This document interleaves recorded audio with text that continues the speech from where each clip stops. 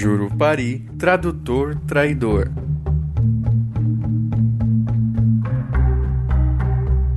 Essa história não se passa em uma cidadezinha desconhecida, daquelas onde a luz elétrica ainda teima em não alcançar. Também não aconteceu em uma noite de lua cheia. Não ocorreu com algum amigo de um amigo meu, e nem se deu em uma época muito, muito distante. Não, essa história aconteceu em 2002, no município de Santarém, o principal centro urbano do oeste do Pará. No dia 1º de outubro daquele ano, um jovem da etnia Wai-Wai deu entrada na casa de saúde indígena da cidade. Segundo seu próprio relato, ao sair para caçar, o rapaz foi assolado por um espírito, por um Jurupari. O jovem não saiu incólume desse encontro. Nos dias seguintes, passou a ter crises constantes em que se via devorado pela enorme boca do encantado. A pedido da família, foi encaminhado para tratamento psiquiátrico na casa de saúde, onde foi diagnosticado com transtorno psicótico agudo e transitório não especificado.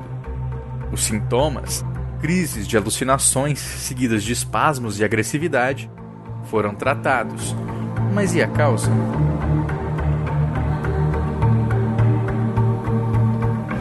Luciane Euriques Ferreira, pós-doutora em saúde pública pela Fundação Oswaldo Cruz, e a pesquisadora que investigou o caso, resume bem. No tratamento, o mito foi traduzido para as gramáticas médicas. O componente cultural, um mero detalhe nos laudos. Assim, diz ela, com o uso de medicamentos psiquiátricos, o Jurupari foi contido e a narrativa cosmológica medicalizada. É necessário compreender o Jurupari para além do universo do concreto, como mais do que um sintoma de distúrbios neurológicos, mas como índice de um processo muito mais complexo de aculturação. Um processo iniciado com os movimentos missionários, que transformou o Jurupari em demônio, extinguiu a pagelança e relegou a cura espiritual a doses de clorpromazina e biperideno. Neste programa, vamos dissecar o imaginário popular, refletindo sobre o que ele evoca no simbólico. Assim, veremos que estes mitos e lendas, em última instância, não dizem sobre monstros encantados, mas sobre nós mesmos. Eu sou Andrioli Costa e este é o Popularium.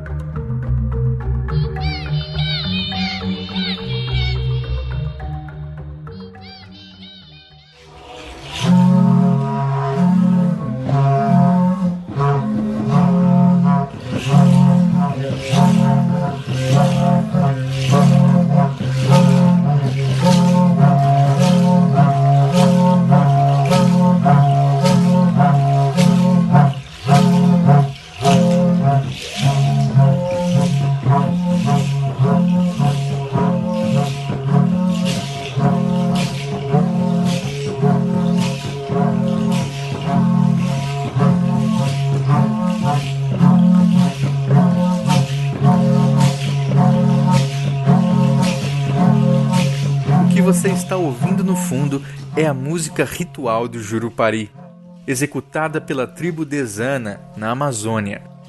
Esta não é uma música qualquer, e nem este é um ritual qualquer, mas algo que diz sobre a vida e a morte no coração da floresta. Tanto o rito quanto o mito estão intimamente ligados, mas para compreendê-los é preciso antes investigar os primeiros relatos sobre o próprio Jurupari e as versões que chegaram até nós. Reunir interpretações sobre o mito do Jurupari é um grande desafio, isto porque a maioria dos relatos da entidade foram feitos por cronistas cristãos, missionários que se utilizavam da lógica religiosa para traduzir os relatos colhidos entre os índios. Vejamos a obra de Fernão Cardim, por exemplo. Jesuíta português, Ele escreveu as cartas que compõem o livro Tratados da Terra e Gente do Brasil entre 1583 e 1601. Segundo ele, os índios não tinham conhecimento algum de seu Criador, nem de coisa do céu, nem se há pena ou glória na vida após a morte. No entanto, tinham grande medo do demônio, ao ponto de morrerem só de pensar nele. Segundo Cardim, o demônio entre os índios tinha vários nomes: Curupira, Macaxeira ou até mesmo Anhangá. Não os adoram, dizia ele, mas alguns antigos mantinham o costume de deixar oferendas pelo caminho para não serem castigados ou mortos. Este costume é mantido até hoje por quem deixa fumo ou açúcar para curupiras e caiporas antes de entrar na mata. A mata não é nossa, por isso pedimos sua permissão. Cardim não chega a citar o Jurupari, mas não demoraria muito para que esta visão demonizadora tomasse conta dos relatos dos cronistas, especialmente em relação ao Jurupari, que em algumas versões é descrito como o Senhor da Noite e dos Pesadelos, em outras, num nítido paralelo com a religião católica, com um enviado divino para trazer a ordem ao mundo.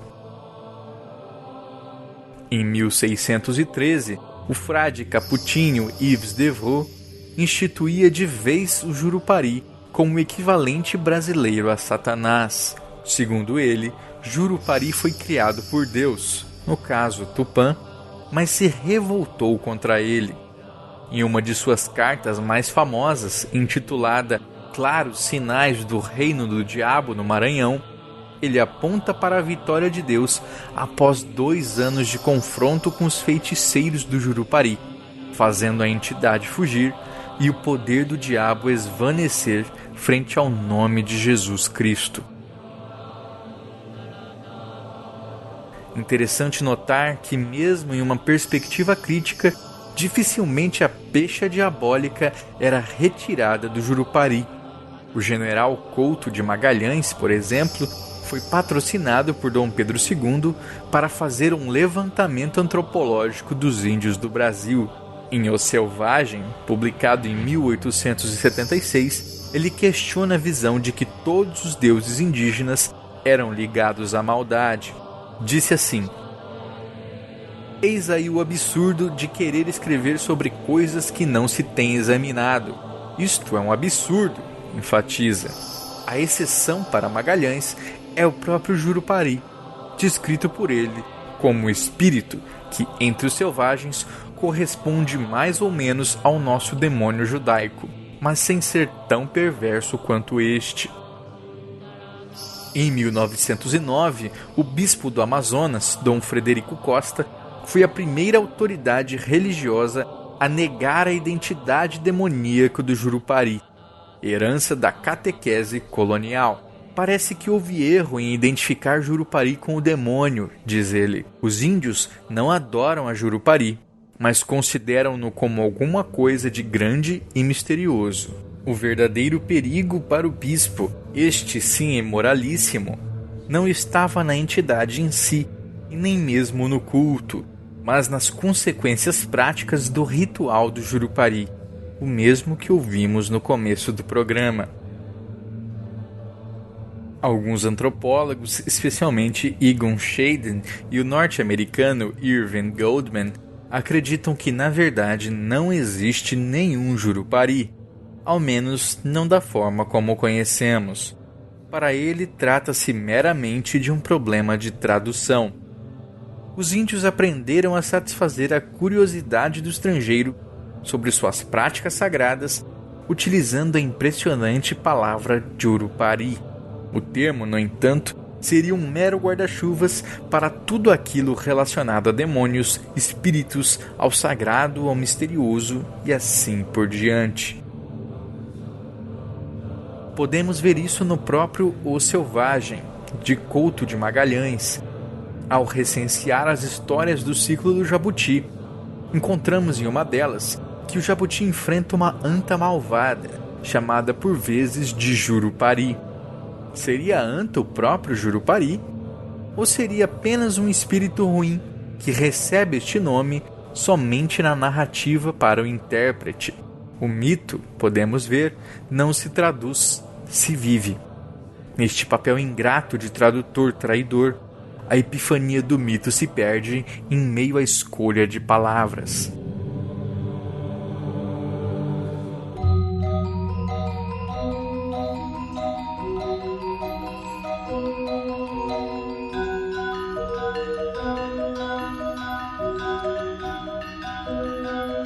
Além da ligação com o diabo, diversos autores, entre eles o próprio Couto de Magalhães, apontam um paralelismo entre o Jurupari e o pesadelo, um espírito causador da paralisia do sono na Europa. O próprio nome Jurupari, para Batista Caetano de Almeida, poderia ser traduzido como aquele que nos vem à rede, o mau sonho. Para Couto de Magalhães, por sua vez, Jurupari seria uma corruptela de Jurupoari, uma junção de palavras que significam boca, mão e sobre, aquele que tapa a boca. Faz sentido, afinal a entidade é aquela que visita os homens em sonhos e causa aflições, e trazendo-lhes imagens de perigos horríveis, os impede de gritar, isso é, tira-lhes a faculdade da voz. Já Teodoro Sampaio, em 1901, fala do Jurupari como um espírito da boca torta. Todas estas versões carregam uma semelhança, a ideia do Jurupari como aquele que impede a fala, que distorce a boca. As versões convergem, sejam ao se centrarem na representação física da paralisia do sono, seja no calar daqueles que guardam seu segredo ritual. Ainda assim, Ermanno de Stradella, cronista italiano naturalizado brasileiro, não se deixa convencer.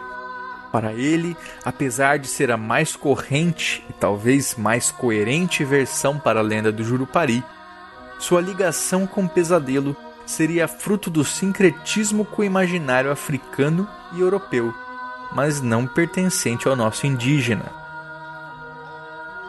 Em 1890, Stradella recolheu uma versão diferente, algo corroborado pelos antropólogos que viriam depois. Para os indígenas com quem conviveu, Jurupari é o legislador, o filho da Virgem.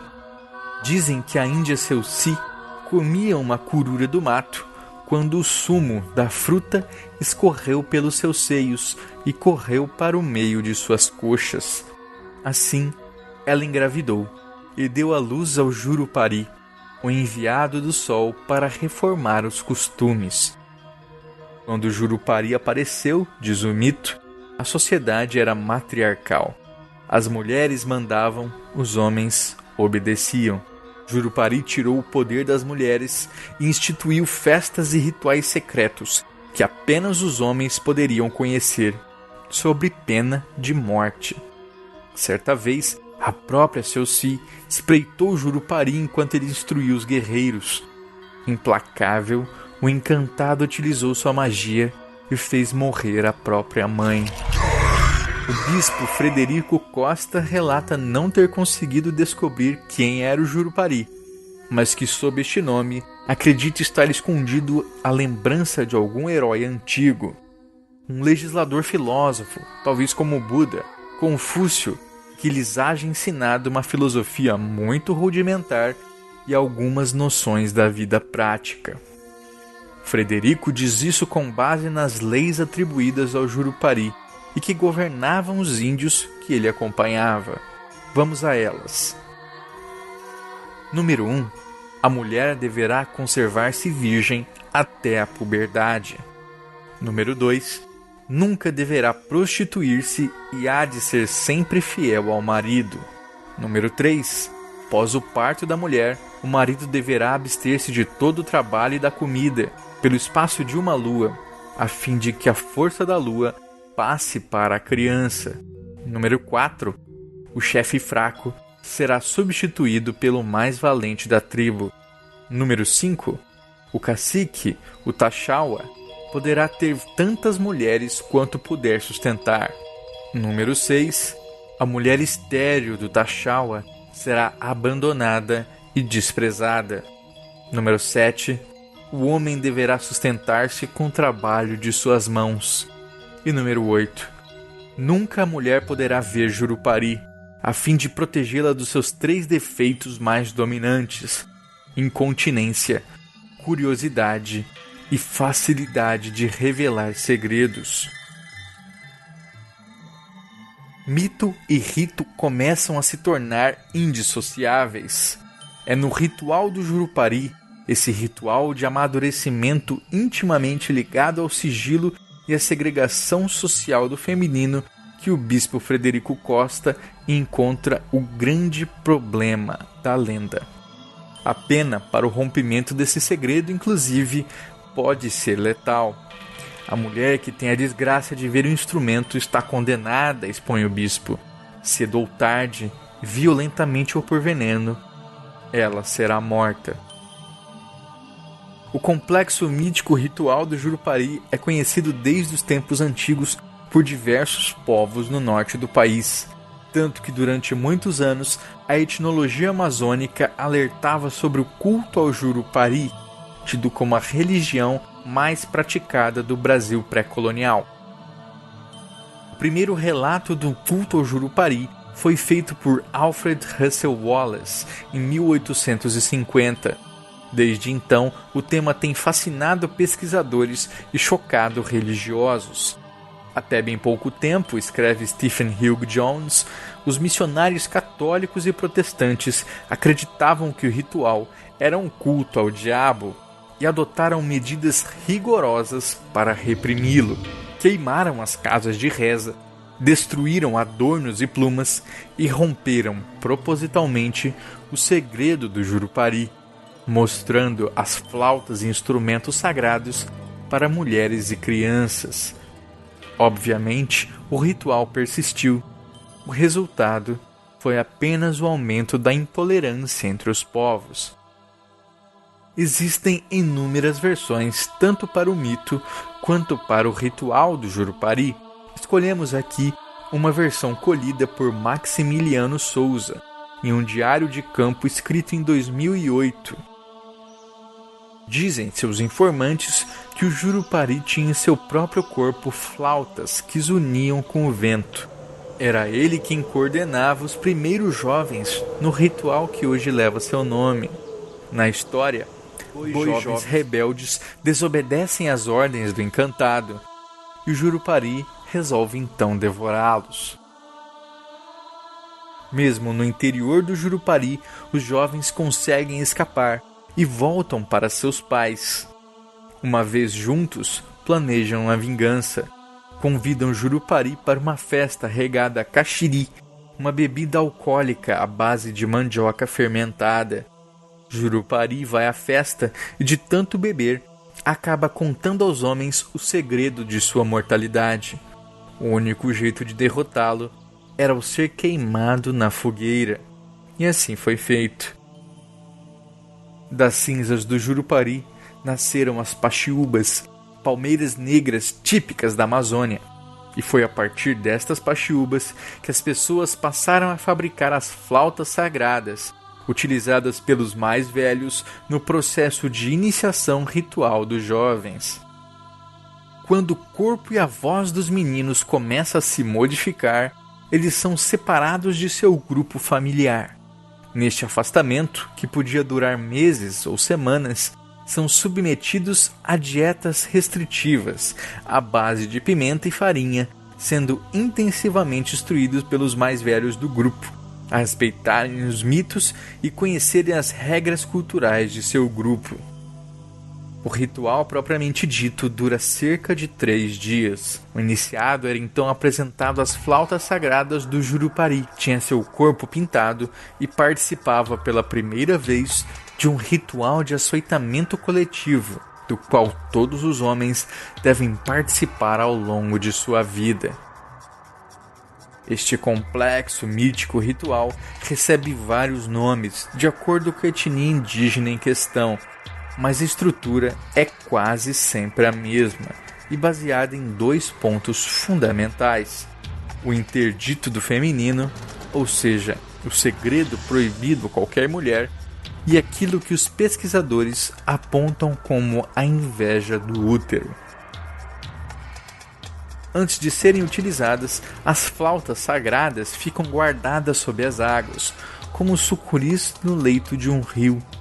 De lá, saem apenas para o ritual, que é absolutamente proibido para crianças e mulheres. A mulher que tem contato com o Jurupari se coloca em risco de vida. Pode ser morta ou, ainda pior, pode ser vítima de um estupro coletivo e corretivo por toda a aldeia. Muitas, inclusive, evitam sair sozinhas da tribo para não dar margem a interpretações e sofrerem os abusos prometidos. Este ato de misoginia e de dominação está ligado ao medo mitológico da retomada do feminino.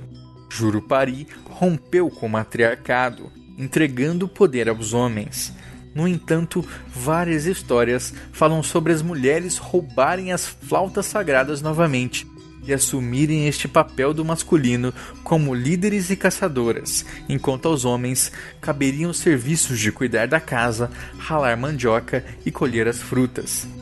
Antropólogos que investigam o mito e o ritual do Jurupari também identificam nele a chamada inveja do útero, que seria o correspondente masculino da inveja do pênis, tão explorada por Sigmund Freud. A mulher, enquanto um ser cíclico que menstrua todo mês, seria um ser naturalmente ligado aos ciclos de sucessão cósmica, o dia que precede a noite, as estações climáticas, o ciclo do crescimento e a morte dos animais e plantas, tudo vinculado aos ciclos da natureza, tudo aquilo que o homem precisaria buscar emular. Na mitologia indígena é muito forte a figura das Cis, as mães, como Jaci, a mãe da lua, e Guaraci, a mãe do sol. São elas as que geram e que zelam pela vida criada. Assim, entre as tribos do norte, o poder da mãe já era reconhecido na gestação da vida.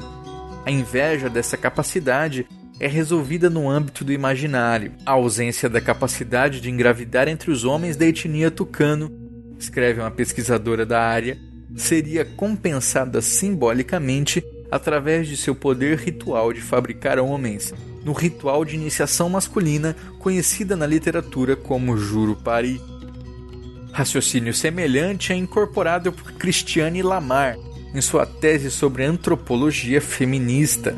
Para ela, é como se os homens procurassem fazer, no plano social, aquilo que é uma prerrogativa das mulheres no plano natural. As mulheres dão à luz a crianças, mas os homens não. Na transformação ritual da puberdade, os homens dão à luz a homens. Deste modo, escreve ela, estariam retirando das mulheres qualquer responsabilidade pela continuidade do processo social. Mais do que isso, estariam reafirmando uma dominância sobre as mulheres. Se a mulher é equacionada à ordem cósmica, ao manipular essa ordem de forma a garantir a perpetuação social, os homens estariam afirmando o controle sobre essas mulheres. Percebemos ao longo de todo este programa que o Jurupari é um mito da incomunicabilidade. A mão que aperta a garganta ou a boca retorcida guarda segredos intraduzíveis que nunca conseguem chegar ao outro. São os homens incapazes de conviver com um mundo dominado pelas mulheres, que para isso instituem espaços de comunicação intransponíveis sob pena de risco físico ou sexual. Cabe a pergunta: estamos falando só de uma aldeia indígena aqui? É também o caso dos missionários religiosos que, sem nunca se deixarem afetar pela cultura alheia, estandartizam tudo à luz de suas próprias crenças. Vez ou outra, nos deparamos com casos assim, seja nas redes sociais, seja nas matérias de jornal, São pastores que dizem que o urucum, por exemplo, tradicional semente para a pintura corporal indígena, é a bosta de Satanás, que enxergam apenas o diabo nas religiões de matriz africana e que boicotam novelas que mostram o caboclo d'água, por entenderem que aquela é uma representação do demônio. Mais uma vez, é preciso perguntar: de qual século estamos falando mesmo? Por fim, é a própria incomunicabilidade entre natureza e técnica, mundo antigo e contemporâneo, manifesta na relação entre os psiquiatras e o índio Wai-Wai que iniciou este programa. A mordida do Jurupari é um ferimento na alma. Para curá-la, é preciso uma profilaxia correspondente. No entanto, na própria aldeia, não há mais quem consiga fazer a cura do espírito, ao ponto da própria família tê-lo enviado à Casa de Saúde Indígena. Rubem Queiroz, em visita a uma aldeia, lamenta: não mais existia a figura do xamã. Os mitos não eram mais contados. No lugar da utilização das plantas medicinais, encontrei uma farmácia cheia de remédios alopáticos. A medicina calou a tradição. Se as duas dialogassem, quem sabe os resultados? É preciso gritar mais alto que o poder do Jurupari, liberar a mão da garganta, mas gritos só não resolve. Sem o devido diálogo, as mordidas da alma nunca irão se fechar.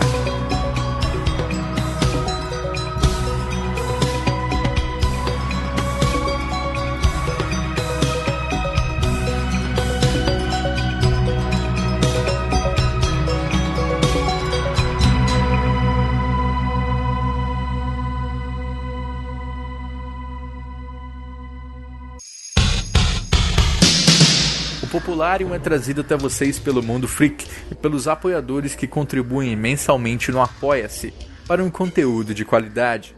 Faça parte você também. Acesse mundofreak.com.br. Lá você encontra o roteiro completo do podcast e suas referências bibliográficas. Este episódio foi escrito por mim, Andrioli Costa, o colecionador de sacis. Acesse colecionadordesacis.com.br. A edição é de Andrei Fernandes. Até a próxima!